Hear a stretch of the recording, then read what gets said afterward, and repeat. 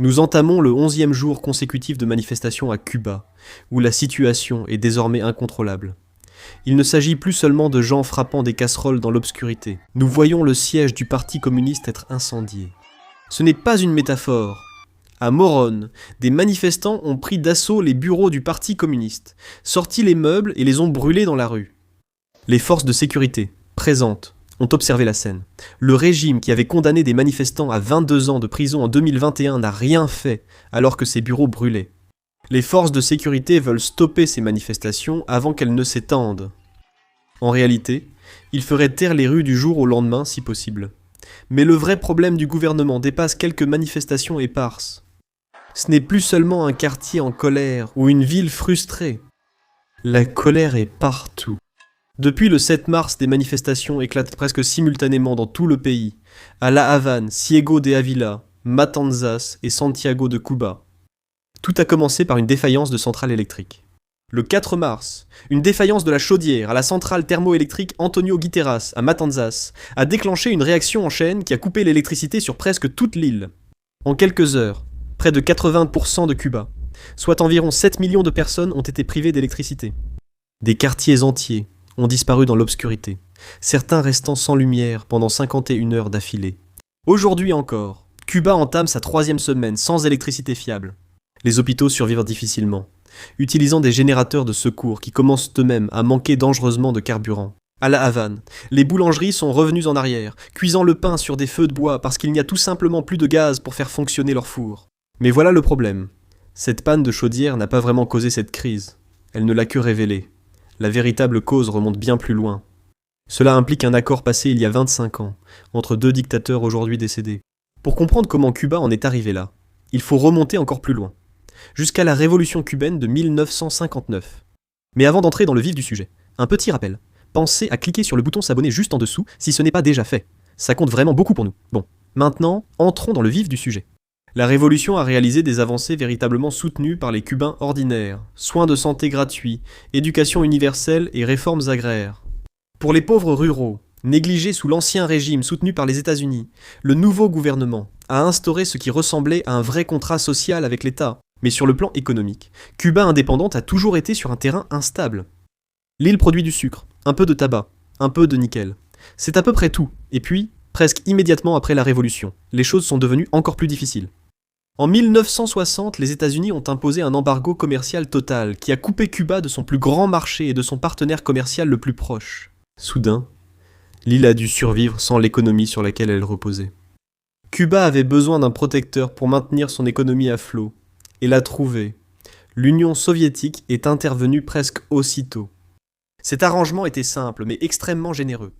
Cuba s'alignerait politiquement et militairement avec Moscou, deviendrait un avant-poste soviétique dans l'hémisphère occidental et promouvrait l'idée que le socialisme pouvait réussir en Amérique latine.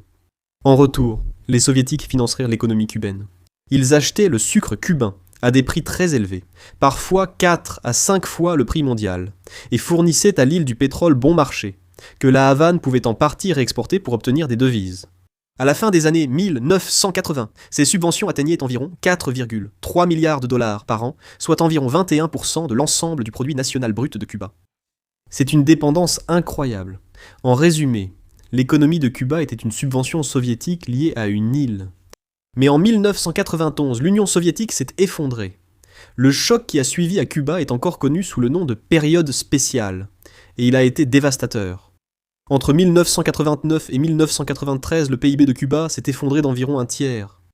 Importations et exportations ont chuté de plus de 80%, et les livraisons de pétrole pour le réseau électrique sont réduites à une infime fraction d'avant. L'impact sur la vie quotidienne a été brutal.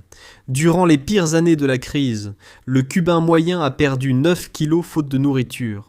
Les gens mangeaient tout ce qu'ils trouvaient, même ce qui n'était pas considéré comme nourriture.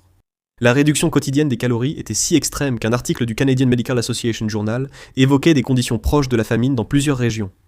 Pourtant, le régime a perduré. Il a survécu grâce à un contrôle autoritaire strict et des ajustements économiques faits à contre-cœur. Le gouvernement a légalisé le dollar américain, ouvert une partie de l'économie au tourisme et autorisé de petites entreprises privées à opérer de manière limitée.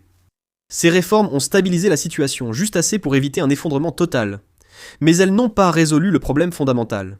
Cuba restait la même île avec les mêmes limitations. Peu de ressources naturelles, pas de pétrole national ni de partenaire commercial majeur pour subventionner l'économie. Mais ensuite, en 1998, un ancien parachutiste nommé Hugo Chavez a remporté l'élection présidentielle au Venezuela. Pour Cuba, c'était comme trouver une seconde Union soviétique. Chavez était un fervent partisan.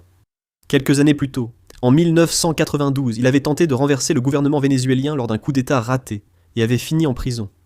Mais ce temps passé en prison ne l'a pas brisé. Au contraire, cela a renforcé sa vision du monde. Il a consacré ses années à lire de la théorie politique, étudier les mouvements révolutionnaires et façonner une vision pour l'Amérique latine, inspiré des idéaux de Fidel Castro, un homme qu'il avait déjà rencontré et qu'il admirait profondément. Fidel Castro a tout de suite compris qui était Hugo Chavez, qui n'était pas un simple politicien de passage à la Havane. Il était un allié idéologique à long terme, qui contrôlait l'un des pays les plus riches sans pétrole de la planète. Lorsque Hugo Chavez a visité Cuba en 1998, Fidel Castro l'a traité comme un frère de la Révolution. Il lui a même offert une somptueuse résidence à la Havane, qui venait d'être restaurée pour la visite du pape Jean-Paul II, avec des plafonds ornés de fresques et du marbre italien. Rapidement, la relation a dépassé le cadre d'une simple diplomatie. Lorsqu'un groupe d'officiers vénézuéliens a brièvement renversé Chavez lors d'un coup d'État en 2002, Fidel Castro fut l'un des premiers dirigeants à appeler Chavez, lui conseillant de ne pas céder mais de se battre pour retrouver le pouvoir. Les deux pays savaient exactement ce qu'ils voulaient. Cuba avait désespérément besoin de pétrole, et le Venezuela avait besoin d'expertise et de main-d'œuvre qu'il n'avait pas. Ainsi, en 2000, Hugo Chavez et Fidel Castro ont conclu l'un des accords économiques les plus étranges du monde moderne.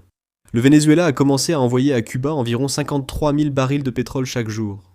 Avec le temps, ce chiffre a atteint 90 000 à 100 000 barils par jour à son apogée, la plupart étant fortement subventionnés, ce qui signifiait que Cuba ne payait pas les prix mondiaux habituels. Et en échange, Cuba n'a pas renvoyé de l'argent, mais des personnes. Des médecins cubains ont rejoint les quartiers pauvres du Venezuela via des programmes comme Barrio Adentro, ouvrant des cliniques dans des communautés rarement visitées par des médecins. À un moment donné, plus de 30 000 membres du personnel médical cubain travaillaient au Venezuela.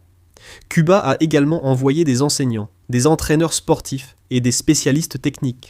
La Havane a aussi discrètement envoyé des conseillers en renseignement, collaborant étroitement avec la direction vénézuélienne pour développer son système de sécurité et de surveillance.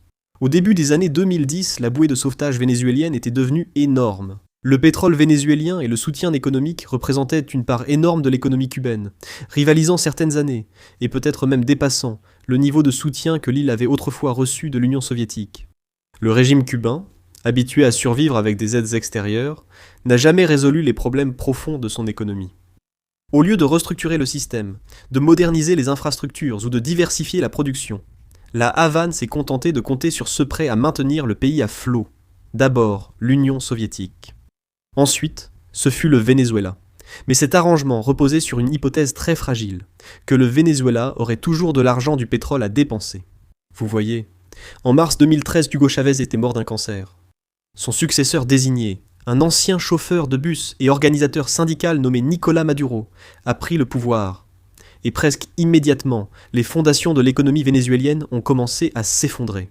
Sous Chavez, le Venezuela avait bâti toute son économie sur le pétrole, produisant des millions de barils par jour et générant d'immenses revenus.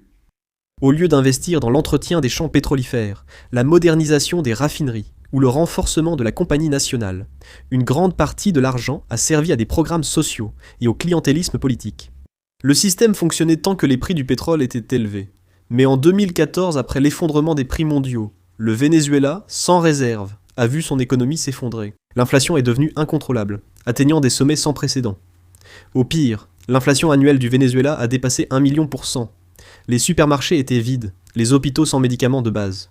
Les Vénézuéliens ordinaires ont commencé à perdre du poids simplement parce que la nourriture était devenue trop rare et trop chère. De nombreuses études ont estimé que la personne moyenne avait perdu entre 5 et 10 kilos durant les pires années de la crise. Les gens ont alors commencé à partir, non pas par milliers, mais par millions. Plus de 8 millions de Vénézuéliens ont fui le pays pendant les années Maduro, créant la plus grande crise de déplacement de l'histoire moderne de l'hémisphère occidental. Pendant ce temps, l'industrie qui soutenait le Venezuela s'effondrait également. Au début de l'ère Chavez, le pays produisait environ 3 millions de barils de pétrole par jour. Au début des années 2020, la production était tombée à bien moins de 700 000 barils par jour, soit une baisse de plus de 75%. Des années de mauvaise gestion, de sanctions et de sous-investissement chronique avaient vidé le secteur de l'intérieur. Les ingénieurs et techniciens qualifiés avaient fui. Les équipements tombaient en panne et n'étaient souvent pas réparés. Les champs pétrolifères, qui alimentaient autrefois l'un des plus grands états pétroliers, ne produisaient à soudain plus qu'une fraction de leur rendement passé. Ce pétrole avait redonné vie à Cuba, mais il disparaissait peu à peu. Les livraisons ont d'abord diminué, puis encore baissé. En 2019, Cuba ne recevait plus qu'environ 50 000 barils par jour, à peine la moitié de ce dont elle dépendait autrefois. Et au milieu des années 2020, les livraisons étaient devenues si irrégulières que le gouvernement cubain a commencé à rationner l'électricité, parce qu'il n'avait tout simplement pas assez de carburant pour faire fonctionner ses centrales électriques. La Russie a voulu aider, mais mobilisait déjà d'importantes ressources pour la guerre en Ukraine, et ne pouvait assumer en plus la facture énergétique de Cuba. Le Mexique a comblé une partie du manque, fournissant jusqu'à 44% des importations pétrolières de Cuba. Mais ce soutien avait aussi ses limites. La Chine a examiné la facture et a décidé qu'il ne valait pas la peine de payer pour Cuba. Ainsi, pour la première fois depuis 1959, Cuba s'est retrouvée dans une situation qu'elle n'avait presque jamais connue auparavant. Il n'y avait plus de protecteur sur lequel s'appuyer. Voici un détail qui m'a vraiment mis en colère en le lisant. Une analyse du gouvernement américain, partagée avec El Nuevo Herald, a révélé qu'entre la fin 2024 et la fin 2025, Cuba recevait en réalité environ 70 000 barils de pétrole par jour du Venezuela. Mais le régime revendait secrètement environ 40 000 de ces barils, soit à peu près 60%, à des acheteurs asiatiques contre des devises fortes. Le gouvernement cubain vendait à l'étranger le carburant destiné à la population, laissant les citoyens dans le noir. Puis la situation a changé. Le 3 janvier 2026, les forces américaines ont capturé Nicolás Maduro. Presque du jour au lendemain, le pétrole vénézuélien dont Cuba dépendait depuis des années a cessé d'arriver. Il s'est aussi passé autre chose en même temps, peut-être aussi important que le pétrole. Le gouvernement cubain affirmait depuis des années n'envoyer au Venezuela que des civils, médecins, entraîneurs, éducateurs. Mais un jour après le raid américain, le journal du Parti communiste cubain a publié une liste de noms et de photos. 32 citoyens cubains avaient été tués lors de l'opération, et selon la liste, ce n'étaient pas des médecins. Ils comprenaient des officiers des forces armées révolutionnaires et des agents du ministère de l'Intérieur, des personnes qui, selon les rapports, travaillaient à l'intérieur même de la sécurité personnelle de Maduro. Et ce n'est pas rien. Le gouvernement cubain a construit toute sa légitimité autour d'une histoire de souveraineté, une petite île gérant ses propres affaires. Mais la descente du 3 janvier a, en une nuit, révélé l'autre face de cette réalité. Ainsi, quelques semaines plus tard, le 29 janvier, le président Donald Trump a signé le décret 14 380 imposant des tarifs douaniers à tout pays livrant du pétrole à Cuba. Le New York Times a qualifié cela de premier blocus efficace de Cuba depuis la crise des missiles. Le Mexique a suspendu ses livraisons, la Russie a refusé le risque tarifaire, et l'Algérie s'est retirée. L'approvisionnement en carburant de Cuba est tombé pratiquement à zéro. Cuba n'a maintenant presque plus d'autre option réelle que de discuter avec Washington. Le 13 mars, le président Miguel Díaz-Canel est intervenu à la télévision cubaine pour confirmer que son gouvernement avait entamé des discussions diplomatiques avec les États-Unis. Il a qualifié les discussions de respectueuses et centrées sur l'identification des problèmes entre les deux pays et la recherche de solutions. Simultanément, la Havane a annoncé la libération de 51 prisonniers politiques en signe de bonne volonté. Díaz-Canel est resté très prudent dans sa présentation et n'a jamais précisé les demandes exactes de Washington. Le gouvernement cubain nie officiellement toute discussion sur un changement de direction. Des rumeurs disent que l'administration Trump pousserait à un accord où Díaz-Canel se retirerait. Un responsable de la Maison-Blanche a dit aux journalistes cette semaine que Cuba est un pays en échec et qu'un accord avec Washington serait facile à conclure. Les négociations côté américain sont gérées par Marco Rubio. La famille de Rubio a fui Cuba après la Révolution, et il a passé toute sa carrière politique à affirmer que le régime cubain ne devait jamais bénéficier d'une solution de facilité. Si quelqu'un à la Havane pense que ces négociations se termineront par une poignée de main polie et une sortie élégante à Díaz-Canel, il pourrait se tromper sur son interlocuteur. Mais un problème plus grave subsiste. Même au plus mal, des pays comme le Venezuela gardaient une légitimité politique, organisaient des élections et avaient des leaders de l'opposition. Des institutions permettaient d'organiser la colère publique en action politique. Cuba n'a pas cela. Il n'y a pas de parti d'opposition, pas d'élection compétitive, aucun véritable moyen légal pour que les gens contestent le gouvernement, et cela rend les négociations beaucoup plus difficiles.